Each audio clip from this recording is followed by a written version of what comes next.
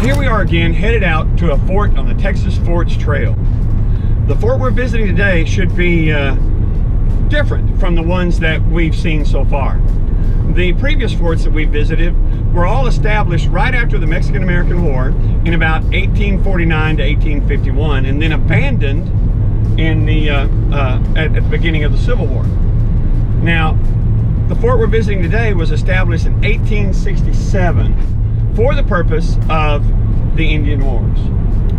It flourished from 1867 to 1878. Now, let me just give you some kind of perspective.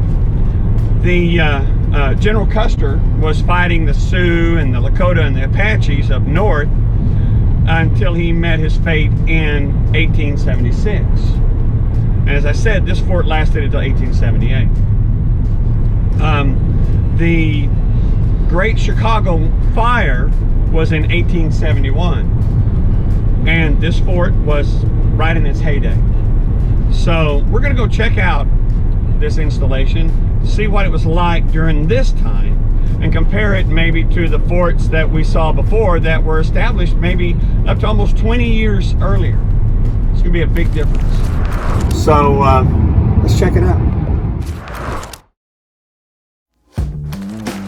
Down on the square, they were playing cards I think upstairs. Don't know who actually cheated, but either Doc Holliday or one of the soldiers cheated, and so he shot one of the soldiers. So then they start marching on town, and that's when he runs with Kate and gets out of town. Wow, that's the kind of stuff they put in the movies, you know, stuff like that. Yeah.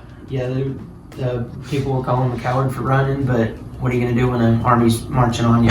Well, that was probably in the 70s too, and I'm guessing because because he and Wyatt Earp met in like 73 or something like that. Yeah.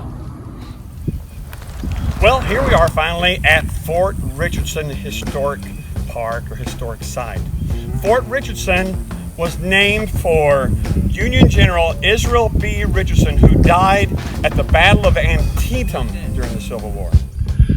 Originally, this fort was set to be in another county, but then they decided to move it here because it seemed to have more of the resources that they need. Now, as I like to mention, this fort was established after the Civil War in 1867. Most of the other forts in Texas didn't have much life after the Civil War. They were established around 1849 or 1851, and they then sometimes were reoccupied for a little while after the Civil War, but they were all abandoned during the Civil War. This one was set up 1867 pretty much as part of Reconstruction and the Indian Wars. Now, a lot of things happened at this fort. We're going to talk about it some more later, but during its existence, it went from being a 5-company post, which is still a good-sized post, and of the 6 cav, to a post of 10 or more companies, and there were many different regiments. In 1872, it was listed as the largest U.S. Army installation in the country with over 1,000 men. Unlike most Army posts, especially frontier posts, there was already a town here before the post was built. And so with over 1,000 people in the post and all the civilians in the town, this was a big, bustling community, unlike some of the other outposts. And so Fort Richardson thrived. It did pretty well up until about 1878. So let's go to a different location and talk about some more stuff. Many of the buildings on this post were reconstructed during the Depression by the CCC. In 1936, the state of Texas was part of a big program to build state parks. Almost all the state parks in the state of Texas had some construction done to them during this time. Here, they reconstructed some of the buildings from the post, but there are buildings here that are original. But behind me is an example of the type of building that might be used for the senior non-commissioned officers or the bachelor officers' quarters. All right, and that's just really what this is, the kind of buildings that they had. And all right, let's go to the next one.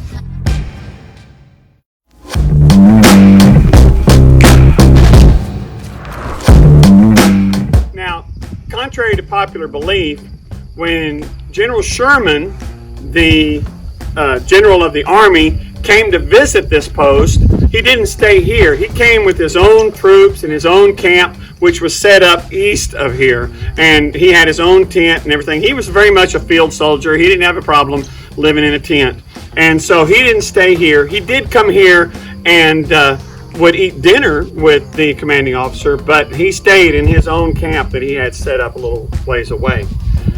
We can talk a little bit about Fort Richardson at this point. When it was established in '67, it was set up as an occupational fort. That is to say, it was here to occupy the state that the Union had just conquered, okay, the losers. Texas did not become again a part of the United States until 1870. At that point, the mission of this fort changed from an occupational fort to one for protecting all the citizens and people of this area from the Indians and for the Indian Wars.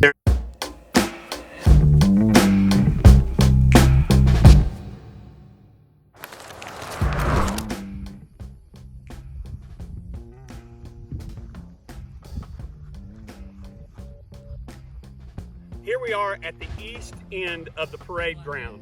Behind me you see things like the flagpole, the hospital, and clear to the end you see the commanding officer's quarters right there at the end of the parade ground. So this is kind of the big shot of the post. Imagine it lined with all kinds of buildings on either side of this parade ground right here, where they would drill and they'd practice and they would do all kinds of things.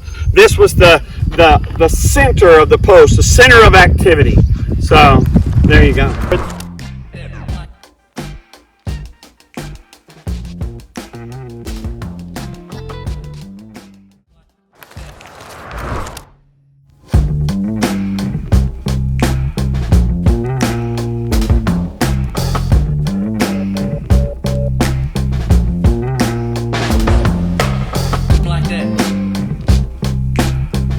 I'm kind of in the middle of a residential and industrial business area that's kind of adjacent to Fort Richardson. By all accounts, it doesn't look like part of the fort, but yet behind me are the ruins of the quartermaster's building and the reconstructed commissary. And what they did was they took the ruins of everything, and half of it they reconstructed. And so that's the commissary building and then the ruins of the quartermaster's offices and things like that. And so it's logical that those two things would be close to each other. But here it is, just kind of sitting in somebody's backyard. Pretty cool, huh?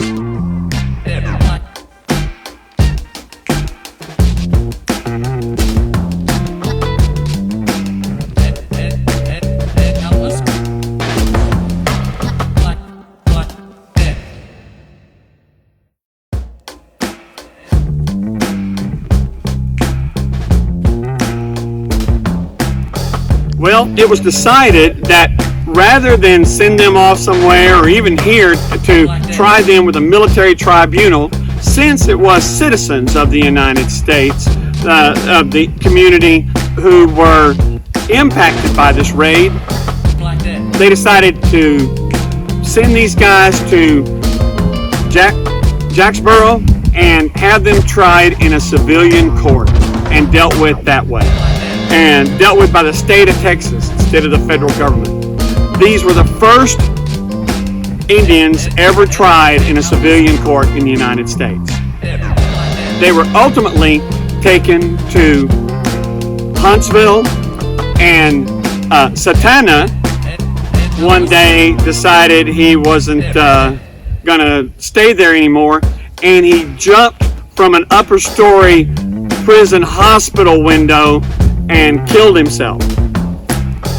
The story of Satana is exactly the story that McMurtry used for the character of Blue Duck in Lonesome Dove. How about that? Like that.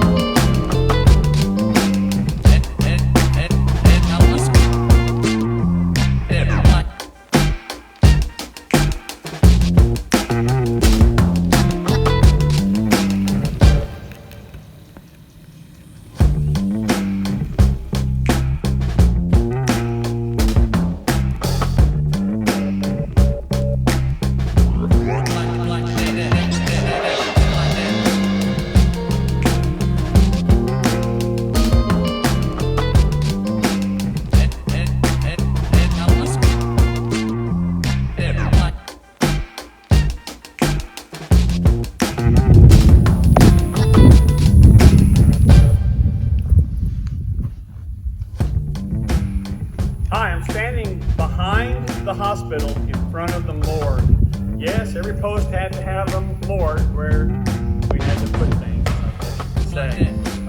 This is a good time to talk about possibly the actual post cemetery. We saw the graves of the two children behind the officers' quarters. The actual post cemetery was located about a quarter mile east of here.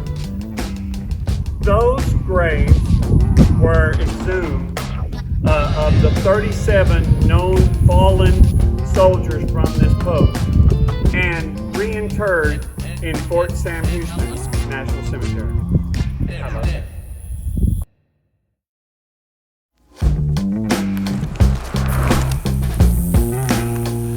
All right, this might be my favorite structure here on Fort Richardson. It's my favorite for a couple of reasons. One is it's the natural ruins. The CCC didn't do anything to it. You can really get a feel for what it looked like before they fixed it, improved it, or whatever you want to say. And also, its function makes it my favorite, because this was the guardhouse, which it served two functions. One, it was something for the guards to operate out of in inclement weather or whatever. There were always guards on duty on the post looking out for Indians or whatever.